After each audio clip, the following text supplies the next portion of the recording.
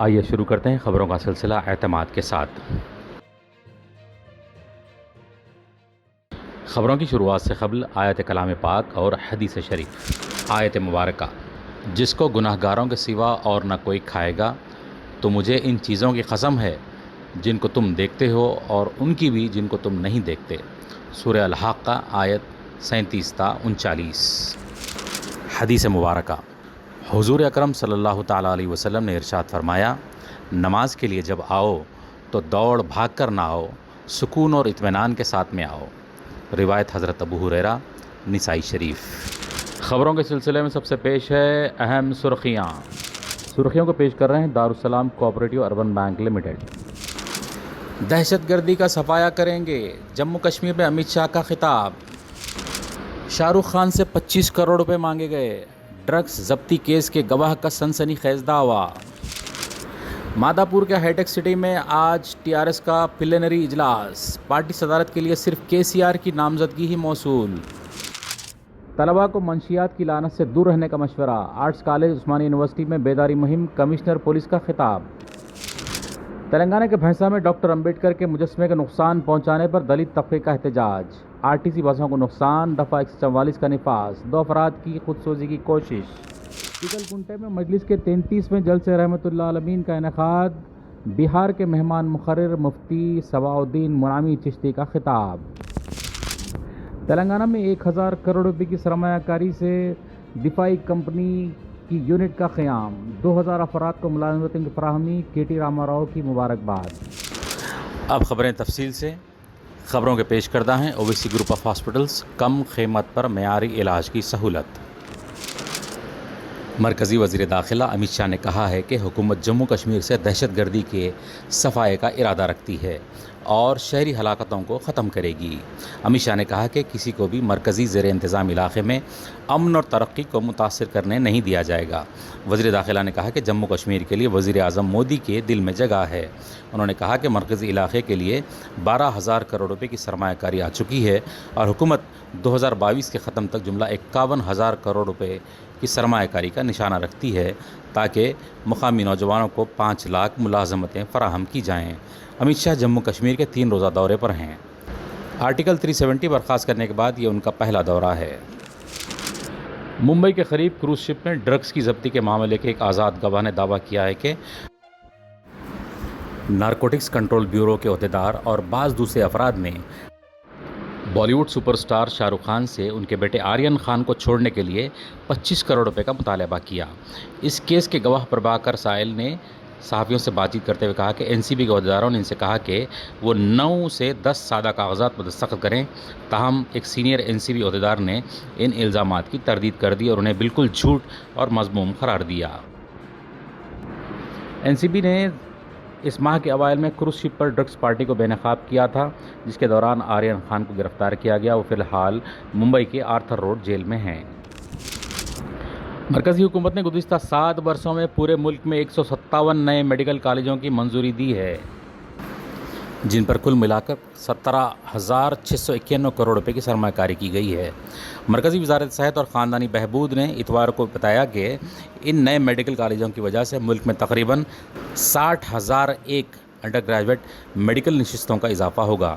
ان میں سے 64 نئے میڈیکل کالجز کام کرنے لگے ہیں، جن میں MBBS کی 6,500 نشستیں قائم کی گئی ہیں۔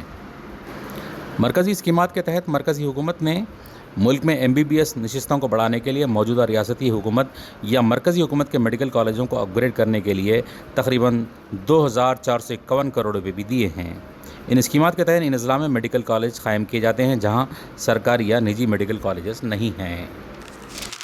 سابق مرکزی وزیر سلمان خورشید نے اتوار کو کہا کہ اتر پردیش کے آنے والے اسمبلی انتخابات میں ان کی پارٹی تنہائی قسمت آزمائی کرے گی اور کسی دیگر پارٹی سے اتحاد نہیں کرے گی۔ کانگریس کے سابق ریاستی صدر نے میڈیا نمائندوں سے بات چیت کرتے ہوئے کہا کہ پارٹی اس بار الیکشن میں کسی پارٹی سے اتحاد نہیں کرے گی۔ انہوں نے انتخابات کے پیش نظر مختلف پارٹیوں کے درمیان ہو رہے اتحاد سے جڑے ایک سوال کے جواب میں یہ بات بتائی۔ ترک صدر طیب اردوغان نے امریکہ، جرمنی اور فرانس سمیت 10 ممالک کے سفیروں کو ناپسندیدہ قرار دیتے ہوئے انہیں نکال دینے کا حکم دیا ہے۔ غیر ملکی میڈیا کے مطابق ترک صدر رجب طیب اردوغان نے اپنے وزیر خارجہ کو حکم دیا ہے کہ وہ جلد ہی ان 10 سفیروں کو ناپسندیدہ شخصیات قرار دیں، جنہیں غداری اور بغاوت کے مقدمات کا سامنا کرنے والے عثمان کوالا کی حمایت میں بیان دیا تھا اور انہیں رہا کرنے کی اپیل کی تھی۔ اسرائیلی فضائیہ نے 2 سال کے وقفے کے بعد ایک بار پھر ایران کے جوہری ٹھکانوں پر ممکنہ فوجی حملے کے لیے تربیت کا آغاز کر دیا ہے۔ اسرائیلی میڈیا کے اطلاعات میں بتایا گیا ہے کہ اسرائیلی آرمی چیف نے کہا کہ انہوں نے مسلح افواج کو ایران پر حملے کے لیے تیاری مکمل کرنے کے احکامات جاری کیے ہیں۔ رپورٹوں کے مطابق اسرائیل اور شاید واشنگٹن بھی اس بات کا ادراک رکھتا ہے کہ سفارتکاری کے ناکام ہونے کی صورت میں ایک عسکری پلان فراہم کیا جانا چاہیے۔ ادھر حیدرآباد میں TRS کے پلینری کے تمام تیاریاں مکمل ہو گئی ہیں۔ یہ پلینری 20-25 اکتوبر کو 10 بجے دن شروع ہوگی۔ مادھا پور کے ہائی ٹیکس میں پلینری کے لیے وسیع تر تیاریاں کی گئی ہیں۔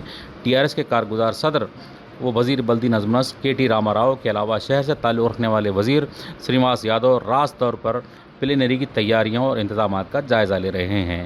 پلینری میں TRS پارٹی کے اہم قائدین اور TRS کے ارکان مقننہ، کارپوریشنوں کے صدور، ریاستی وزراء، قائدین، سابق ارکان مقننہ اور وزراء شرکت کریں گے، جن کی تعداد تقریباً 7000 بتائی گئی ہے۔ دن بھر جاری رہنے والا پلینری 2 سیشن پر مشتمل ہوگا۔ پہلا سیشن 10 بجے سے 1 بجے تک ہوگا، جس میں پارٹی صدر کا انتخاب کا اعلان کیا جائے گا۔ اس مرتبہ بھی TRS کے صدر کی حیثیت سے chief minister K Chandrashekhar Rao کا انتخاب یقینی ہے، کیونکہ صدر کے انتخاب کے لیے صرف ان کے نام کا ایک ہی پرچہ داخل ہوا ہے۔